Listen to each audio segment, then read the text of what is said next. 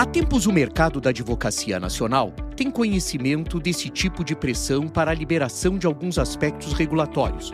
O que é importante salientar é que em nada diferem das regras para o exercício profissional dos advogados em outros países. No episódio de hoje, as exigências regulatórias da OCDE à advocacia brasileira. Gesto de gestão.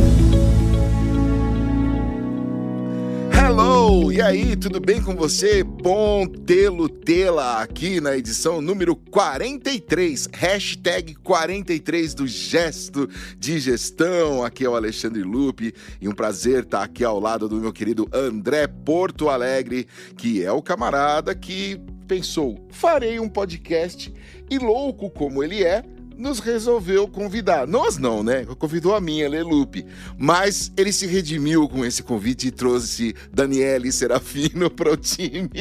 Tudo bem com vocês, crianças? Tudo ótimo, Lupe. Tudo Daniele ótimo. Serafino, vamos lembrar sempre que é da crônica do Gesto de Inovação. A nossa cronista. A nossa cronista oficial do Gesto de Inovação internacional, hein? Queria já colocar aqui com pretensões internacionais. Calma lá que virão as próximas edições, nos explicarão o porquê disso.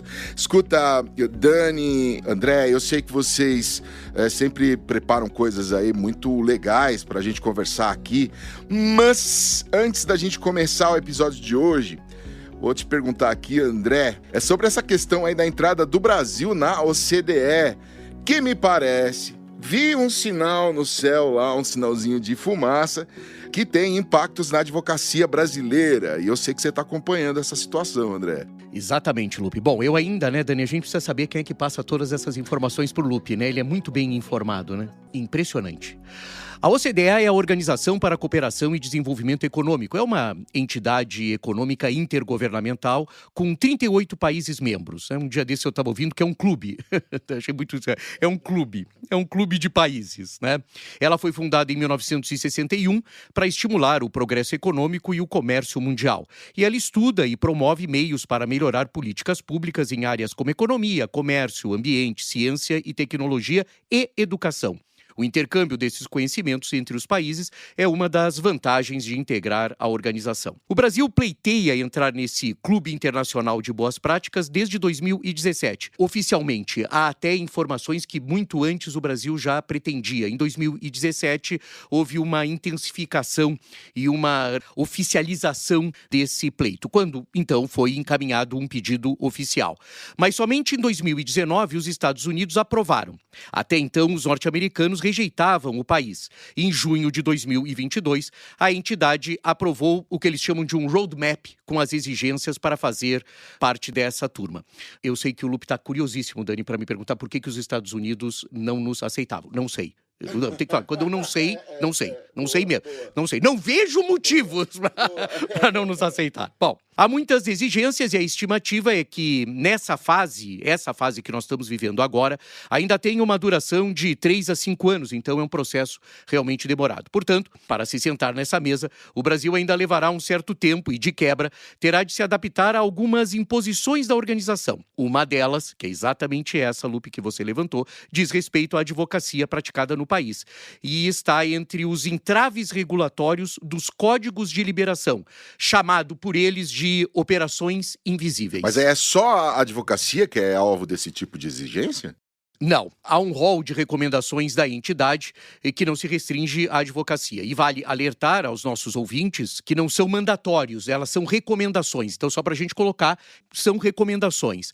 A acessão do Brasil à Organização para a Cooperação e Desenvolvimento Econômico. Mas também são alvos da OCDE, Lupe, respondendo objetivamente, os contadores, os arquitetos, os engenheiros, os notários e os agentes imobiliários, ou seja, corretores de imóveis, essas atividades. O que a gente desconfia quando se aprofunda sobre isso, né? São sempre atividades que internacionalmente poderiam ser praticadas. Por exemplo, o que eles querem? Eu não tenho problema nenhum se a Daniele resolver contratar um arquiteto espanhol para fazer a casa de campo dela. Não haveria um problema. E segundo a OCDE, não pode haver.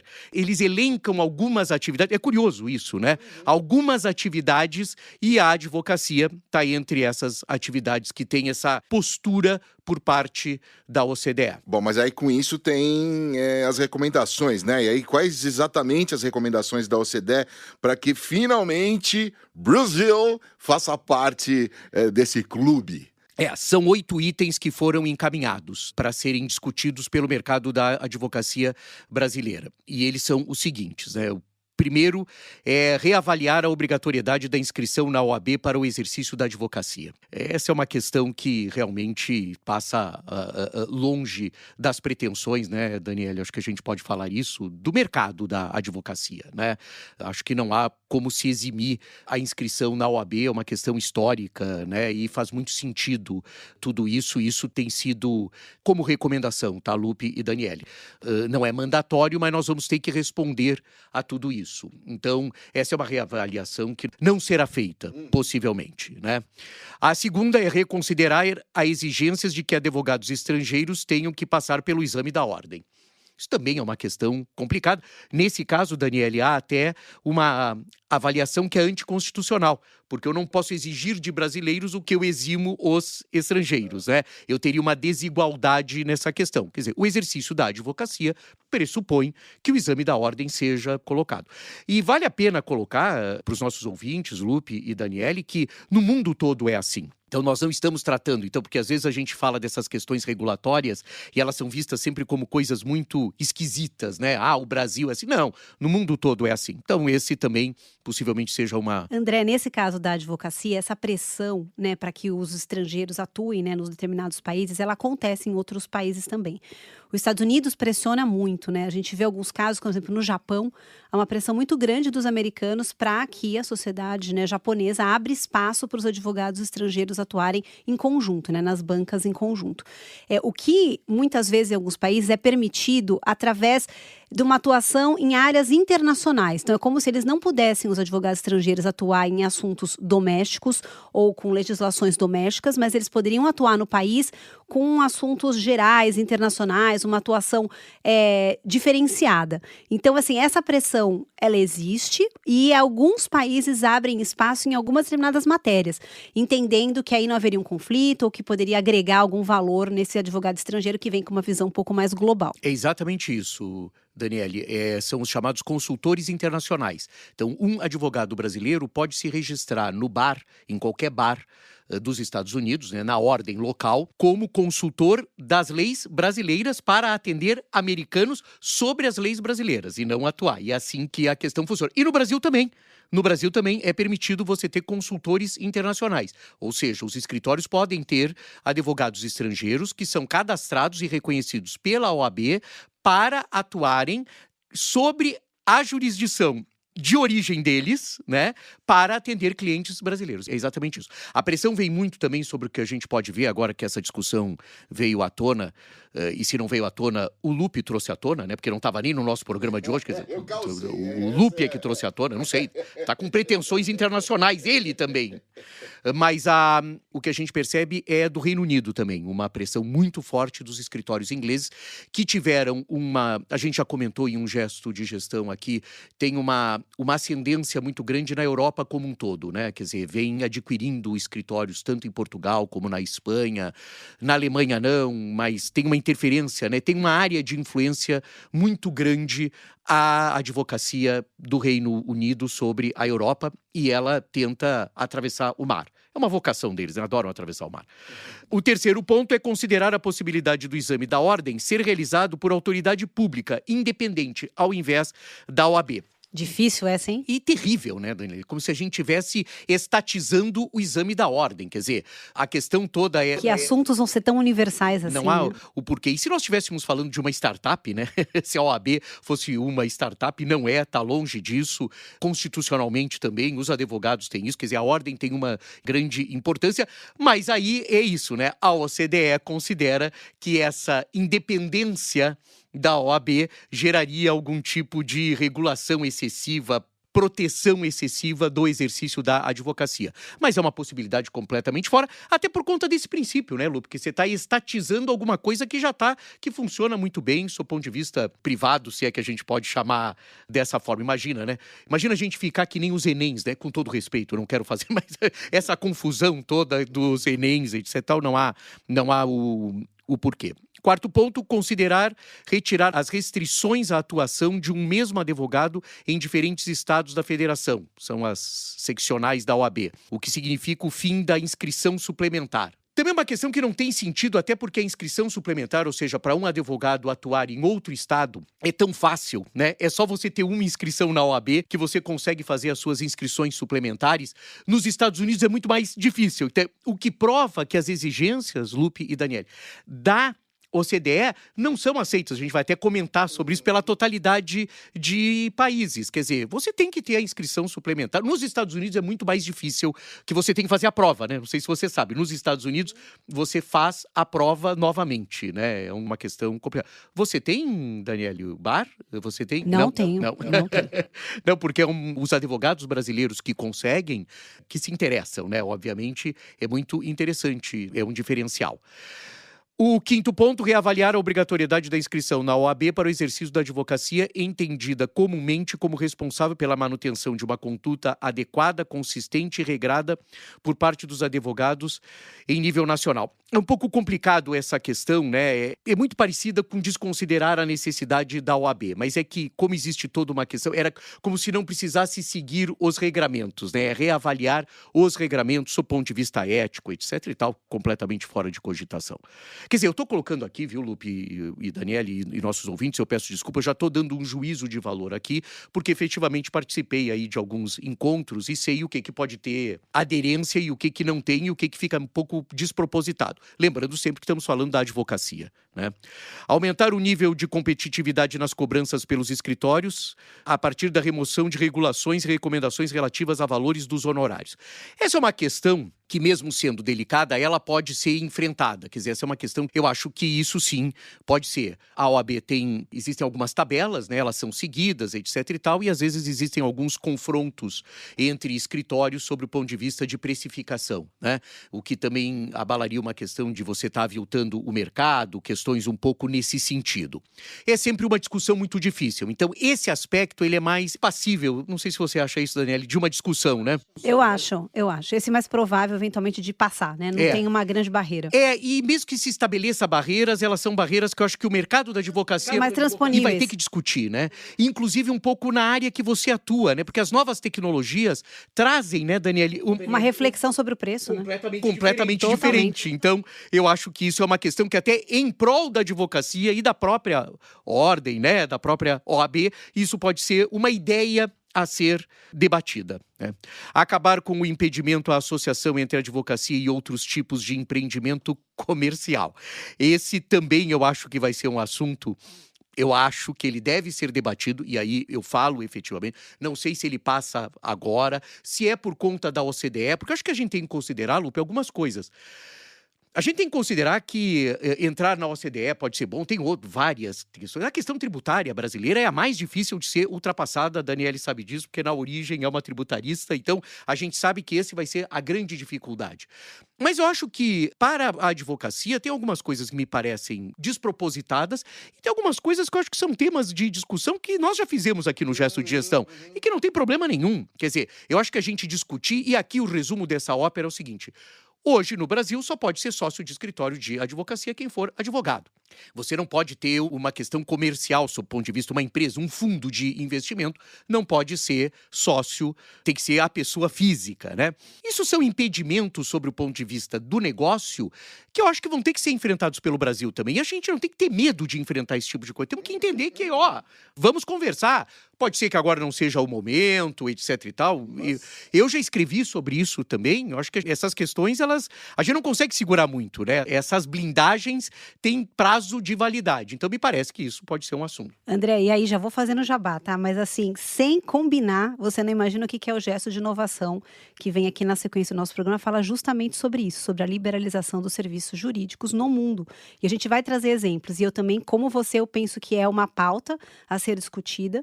E eu acho, como a gente já viu em outros lugares do mundo, e trouxe aqui alguns exemplos para a gente conversar. Exatamente. É uma pauta um pouco inevitável. É só assim, quando ela acontecerá? Numa década? Em 2 décadas? Não sei. Mas eu acredito que ela vai acontecer. Concordo contigo muito. E de uma coisa eu tenho certeza. Quando acontecer, a gente vai comentar aqui no Gesto de Gestão e Gesto de Inovação. Certeza. Eu posso fazer uma coisa aqui com você, André? Uma maldade. Outra maldade. Você tá bom até porque a Dani agora deixa a gente curioso, tá vendo? Eu já vou fazer 2 perguntas em uma aqui pra você, né? Se todos os países que compõem a OCDE, se eles falam, beleza, a gente se submete a todas essas exigências, e quero saber também quais são os próximos capítulos dessa novela, e pra gente encerrar e ir lá pro nosso gesto de inovação, que a Dani já deu spoiler. Eu percebo que o Lupe tem uma preferência por você. Eu tenho percebido De forma isso, alguma, né? André. Não é verdade a sua isso? relação é de longa data. Ah, tá certo. Não Obrigado. há competição. Não, porque ele inclusive atropelou, porque tem mais uma recomendação da OCDE. Aí, ó. Ah, viu só? É uma coisa impressionante. Então, 3 coisas em uma só, vamos lá. Não, a última só é uma que já foi debatida bastante, que é a questão da propaganda, que já foi tratado, quer dizer, o impedimento já foi enfrentado, né? As sociedades de advogados têm limitações sobre o ponto de vista da sua comunicação, sob o ponto de vista da sua comunicação que a gente chama persuasiva, né? Quer dizer, do que a gente entende dessa forma, mas isso já foi enfrentado e eu acredito até que o novo regramento da ordem até já satisfaz isso. Respondendo a sua pergunta, Lupe, não são todos os países, 19 países, dos 38 países, na questão da advocacia, 19 países fizeram ressalvas a algum desses pontos. Então, o que não impediria em nada que o Brasil fizesse as ressalvas que são necessárias. Então, né, entre os países que têm ressalvas, só para a gente colocar, Alemanha, Áustria, Bélgica, Chile, Coreia, Espanha, Itália, Japão, o México, a Suécia, a Suíça, a Turquia e outros países, quer dizer, 19 países que fazem parte dentre esses 38, mandaram e entraram na OCDE e fizeram ressalvas às recomendações. Os próximos passos, na realidade, o que a gente sabe, né, é que tivemos no último dia 30 de agosto uma reunião do CESA, que é o Centro de Estudos das Sociedades de Advogados. Seria um órgão interessante para se debater isso. Foi um debate muito interessante, onde se trouxe todas essas questões e elas puderam ser levantadas. O Conselho Federal da Ordem, já o ano passado, havia montado uma comissão já com vistas nisso. A gente já sabia disso, né? A gente sabia que essas pressões aconteceriam por causa da OCDE, então já foi feito, já há inclusive um documento gerado pelo Conselho da Ordem. E nessa reunião do CESA, eu fiquei sabendo, não era do meu conhecimento, que a Fiesp, a Federação das Indústrias aqui de São Paulo, também tem uma comissão para estudar isso. Claro que ela tem interesse que o Brasil faça parte da OCDE e todos os entraves para que o Brasil faça parte são tratados pela Fiesp. É natural, então, que ela tenha montado, entre os advogados das empresas que fazem parte, uma comissão para exatamente discutir. O que ficou decidido é que o CESA procuraria a Fiesp, é uma decisão, para conciliarem isso, de posse do documento do Conselho da Ordem. Desculpa se eu estou sendo um pouco técnico demais, mas só isso.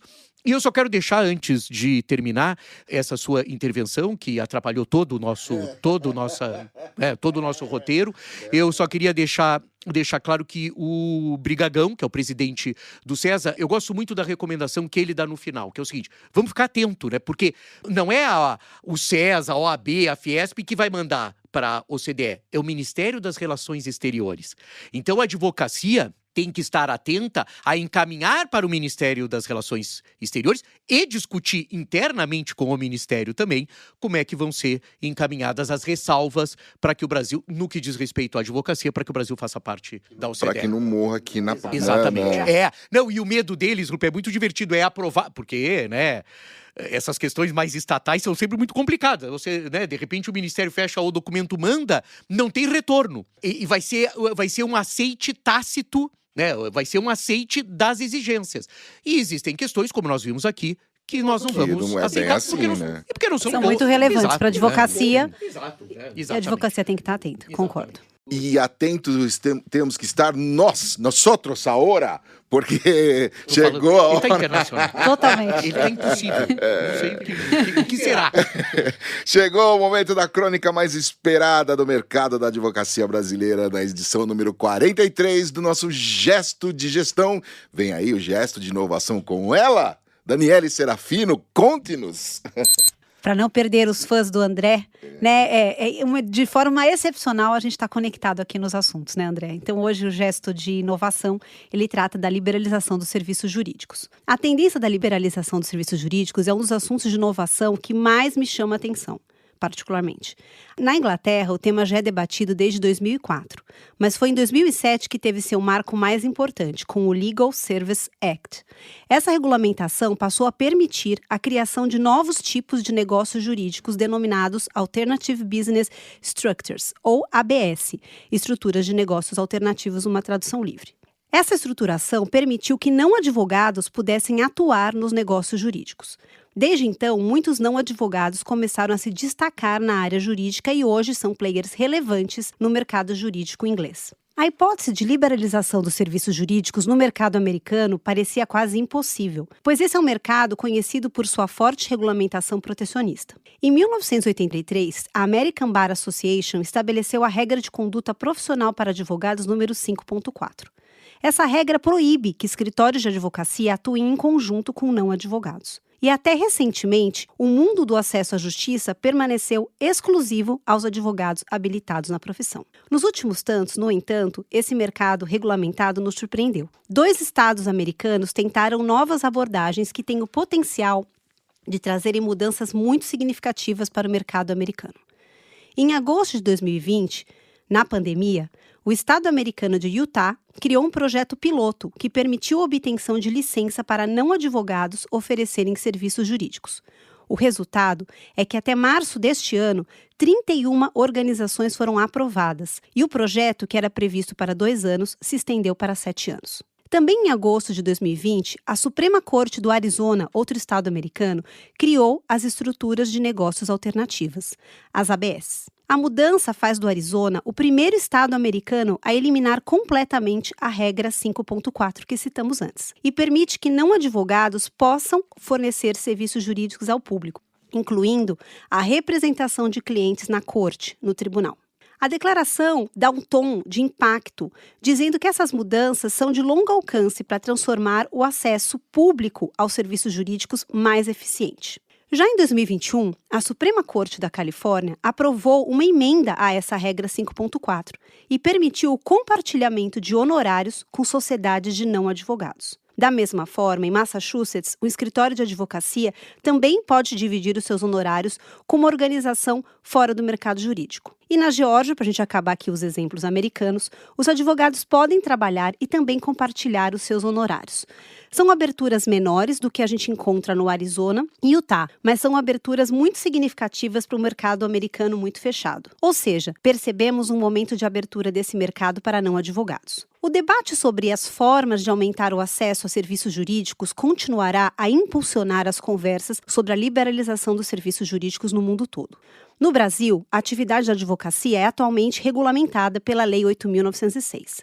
Isso significa que, para exercer a advocacia no Brasil, é necessário concluir os 5 anos de curso de direito, passar no exame da ordem para se inscrever no quadro de profissionais e, assim, tratamos de uma profissão regulamentada. Ou seja, ainda não há abertura para a atuação de não advogados. E para a gente finalizar e deixar aqui, sempre que estamos atentos nesse assunto, vale indicar a previsão do renomado professor de Oxford, Richard Susskind. Richard diz que ele está convencido que a liberalização dos serviços jurídicos será adotada nos países do Ocidente e em outras jurisdições emergentes dentro de uma década. E lembrando que essa previsão foi dada num livro dele de 10 anos atrás. Que maravilha, Alberto! Muito bem, olha aí, hein? São as questões relevantíssimas que a Daniele traz e que eu acho que tem que ser debatidas. E acho que a gente não pode fugir do debate, Daniele. E o que eu digo assim, André, assim, que algo está acontecendo, né? Tem algo chegando. E se a gente não estiver atento, a gente é surpreendido. Então esses são sinais, a gente falou, né, algum tempo atrás, sinais fortes, sinais fracos, né? Para mim esses são sinais que a gente tem que estar atento, que no mercado americano a gente achou que isso nunca fosse acontecer e está acontecendo. Então em outros mercados a tendência é também acontecer. É como diz a música, é preciso estar atento e forte, é isso aí.